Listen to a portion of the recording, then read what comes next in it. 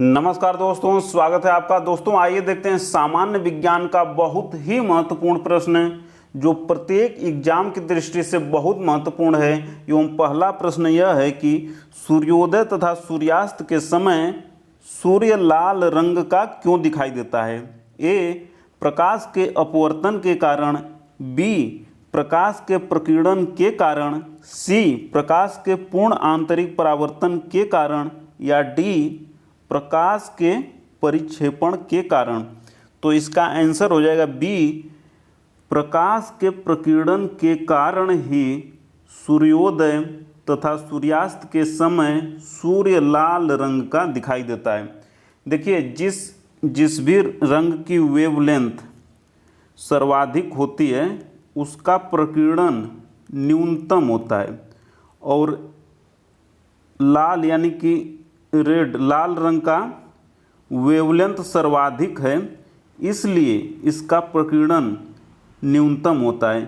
और चूंकि देखिए सूर्योदय तथा सूर्यास्त के समय किरणों को बहुत दूर तक यात्रा करनी पड़ती है, तो इसलिए अन्य किरणें वायुमंडल में बिखर जाती हैं, और चूंकि लाल रंग की किरणें कम बिखरती हैं क्योंकि इनका प्रकीर्णन कम होता है, इसीलिए हमें सूर्योदय और सूर्यास्त के समय सूर्य लाल रंग का दिखाई देता है, क्योंकि प्रकाश के प्रकीर्णन के कारण। देखते हैं अगला क्वेश्चन कि आकाश नीला क्यों दिखाई देता है। ए, दीर्घ तरंग लघु तरंग की अपेक्षा वायुमंडल द्वारा अधिक प्रकीर्ण होती हैं। बी, लघु तरंग दीर्घ तरंग की अपेक्षा वायुमंडल द्वारा अधिक प्रकीर्ण होती हैं। सी, नीला रंग नेत्र को अधिक सुग्राही है। डी, उपर्युक्त में से कोई नहीं। तो इसका आंसर हो जाएगा बी, लघु तरंग दीर्घ तरंग की अपेक्षा वायुमंडल द्वारा अधिक प्रकीर्ण होती हैं। देखिए, बैगनी, जामुनी एवं नीला, इनका बैगनी, जामुनी एवं नीला, इनका वेवलेंथ बहुत ही कम होता है, वेवलेंथ कम होता है, इसलिए इनका जो है प्रकीर्णन इनका सर्वाधिक होता है। प्रकीर्णन सर्वाधिक होता है क्योंकि वेवलेंथ इनका कम है, इसलिए प्रकीर्णन सर्वाधिक होता है। तो इसीलिए आकाश नीला दिखाई देता है, क्योंकि बैगनी, जामुनी एवं नीला रंग का वेवलेंथ कम है, इसलिए चूंकि वेवलेंथ कम है इसलिए इनका प्रकीर्णन ज़्यादा है, इसीलिए आकाश नीला दिखाई देता है। और तरंग दैर्ध्य यानी कि वेवलेंथ एवं प्रकीर्णन में इन्वर्स रिलेशन होता है, यानी कि जिसकी वेवलेंथ ज़्यादा होगी, जिस रंग की वेवलेंथ ज़्यादा होगी उसका प्रकीर्णन कम होगा, और जिसकी वेवलेंथ कम होगी उसका प्रकीर्णन ज़्यादा होगा। देखते हैं अगला क्वेश्चन कि किसका वेग अधिकतम होता है। ए, कॉस्मिक किरण, बी, पराध्वनिक तरंग, सी, इलेक्ट्रॉन, डी, प्रकाश। तो किसका वेग अधिकतम होता है। डी, प्रकाश का वेग अधिकतम होता है, और निर्वात में प्रकाश का वेग होता है 3 × 10⁸ मीटर प्रति सेकेंड प्रकाश की गति है। देखते हैं अगला क्वेश्चन कि प्रकाश की गति किसमें न्यूनतम होती है। किसमें न्यूनतम होती है प्रकाश की गति। जल, वायु, कांच या निर्वात। तो प्रकाश की गति न्यूनतम होती है कांच में, और निर्वात में होती है सर्वाधिक। प्रकाश की गति निर्वात में सर्वाधिक होती है, न्यूनतम होती है कांच में। इन दोनों तथ्य को याद रखना है। देखते हैं अगला क्वेश्चन कि प्रकाश तरंगें जब वायु से कांच या एक माध्यम से दूसरे माध्यम में जाती हैं तो क्या परिवर्तित होता है। ए आवृत्ति, बी वेग या आवृत्ति, सी तरंग दैर्ध्य या वेग, डी इनमें से कोई नहीं। तो प्रकाश तरंगें जब वायु से कांच या एक माध्यम से दूसरे माध्यम में जाती हैं तो परिवर्तित होता है तरंग दैर्ध्य एवं वेग। तरंग दैर्ध्य एवं वेग परिवर्तित हो जाएगा। क्वेश्चन पूछ दे कि क्या अपरिवर्तित रहेगा, तो उसकी आवृत्ति अपरिवर्तित रहेगी। अपरिवर्तित रहेगी आवृत्ति और बाकी परिवर्तित होगा तरंग दैर्ध्य एवं वेग का। दोनों को याद रखना है। देखते हैं अगला क्वेश्चन कि पूर्ण आंतरिक परावर्तन किसमें होता है। ए प्रकाश तंतु, बी इंडोस्कोप, सी मृगमरीचिका मिरेज या डी उपर्युक्त सभी में। तो पूर्ण आंतरिक परावर्तन उपर्युक्त सभी में होता है। प्रकाश तंतु यानी कि optical fibre, D endoscope, endoscope मतलब कि किसी मरीज के पेट में अंदर का परीक्षण करने के लिए इस्तेमाल होता है इंडोस्कोप, और वो मृगमरीचिका रेगिस्तान में जो बनता है। इसके साथ ही जो चौथे नंबर पर जो कटा हीरा है, कटे हुए हीरे का चमकना भी पूर्ण आंतरिक परावर्तन के कारण होता है। पांचवा की तेज धूप में रोड पर पानी का एहसास होता है, वह भी पूर्ण आंतरिक परावर्तन के कारण ही होता है।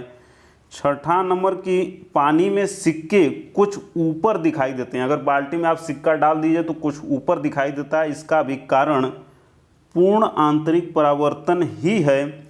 और जल में पड़ी परखनली का चमकना भी पूर्ण आंतरिक परावर्तन के कारण है। इन सभी 7 तथ्यों के लिए जिम्मेदार है पूर्ण आंतरिक परावर्तन। इनको सभी ध्यान में रखना है। साथ ही 8वें नंबर पर कि कांच में आई दरार का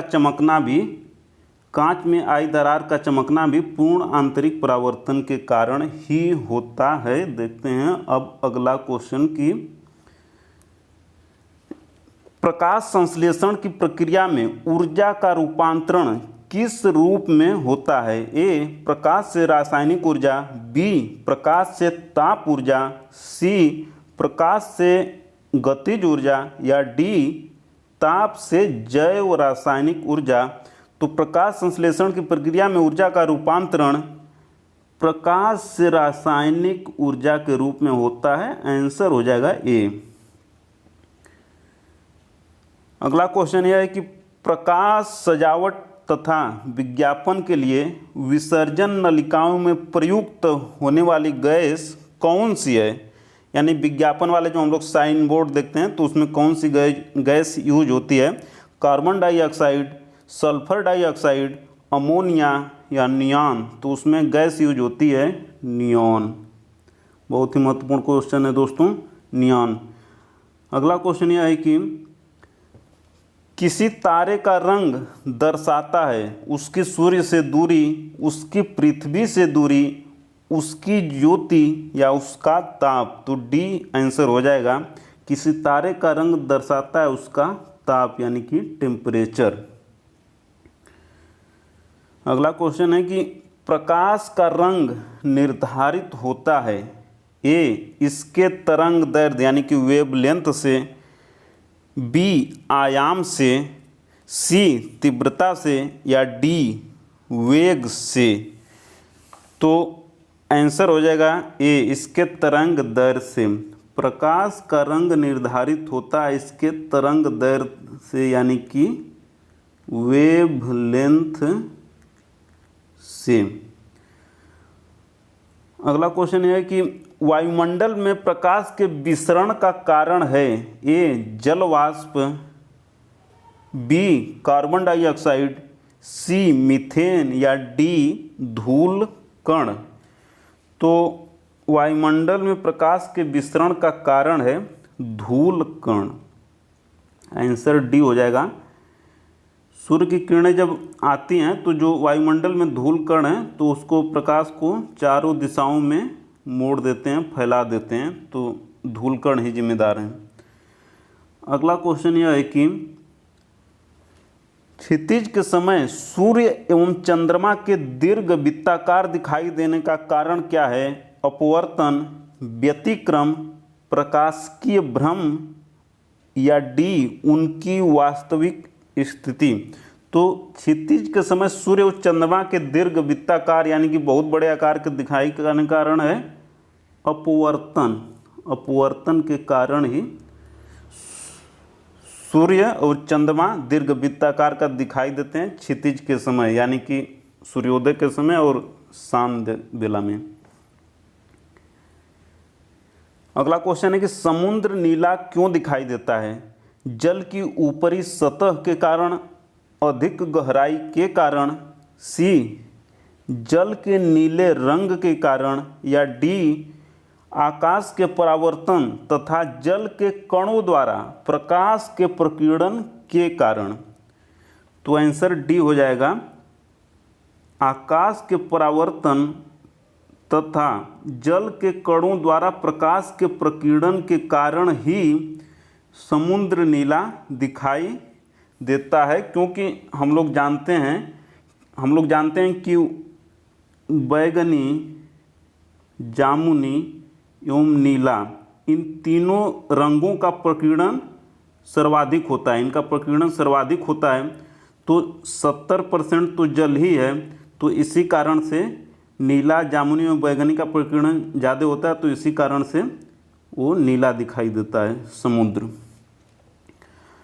अगला क्वेश्चन यह है कि प्रसारी विश्व की संकल्पना आधारित है रमन प्रभाव पर, चंद्रशेखर प्रभाव पर, डॉप्लर प्रभाव पर या हरगोविंद प्रभाव पर। तो प्रसारी विश्व की संकल्पना आधारित है डॉप्लर प्रभाव पर। डॉप्लर प्रभाव पर प्रसारी विश्व की संकल्पना आधारित है। और डॉप्लर प्रभाव के कारण ही देखिए आकाशगंगाओं के केंद्र से आने वाले प्रकाश में उत्पन्न होने वाला रेड शिफ्ट, जो रेड शिफ्ट होता है, रेड शिफ्ट इस बात का प्रमाण है कि आकाशगंगाएं हमसे दूर जा रही हैं, यानी कि हर दिशा में ब्रह्मांड का विस्तार हो रहा है, यानी कि ब्रह्मांड फैल रहा है हर दिशा में। और यानी यही क्वेश्चन है कि प्रसारी विश्व की संकल्पना आधारित है डॉप्लर प्रभाव पर।